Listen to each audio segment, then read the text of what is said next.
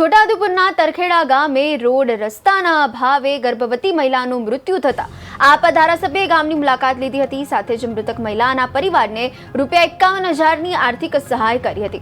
ગામના ખરાબ રસ્તાના કારણે ગામમાં એમ્બ્યુલન્સ ન આવી શકે હોવાથી ગર્ભવતી મહિલા મૃત્યુ પામી હતી।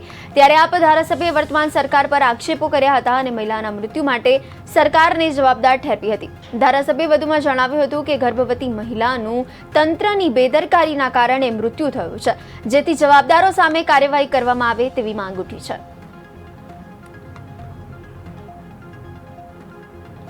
કહીશું અહીંના ચૂંટાયેલા પ્રતિનિધિઓ જે શાસક પક્ષમાં છે એમને પણ અમે કહીશું કે સામાજિક રીતે આ પરિવાર સાથે બધાએ આવીને ઊભા રહેવું જોઈએ। જે પણ મદદ મળે પરિવારના બાળકોને આવનાર દિવસોમાં ભણાવવાની કે તમામ પ્રકારની મદદ આવનાર દિવસોમાં સરકારમાંથી એમને મળે એ રજૂઆત પણ અમે કરીશું। સાથે સાથે આ ગામમાં આંગણવાડી નથી, પ્રાથમિક શાળા નથી, આ ફળિયામાં આવવા માટેના કોઈ રોડ રસ્તા નથી ને આ મૂળ ગામ છે, ત્યારે એ તમામ પ્રકારની સુવિધાઓ આવનાર દિવસોમાં સરકાર અહીંયા કરી આપે એ અમારી માંગણી રહેશે। રોડ રસ્તાથી માંડીને તમામ સુવિધાઓ આ જ વર્ષે આ ગામમાં સરકાર આપે એ માંગણી રહેશે।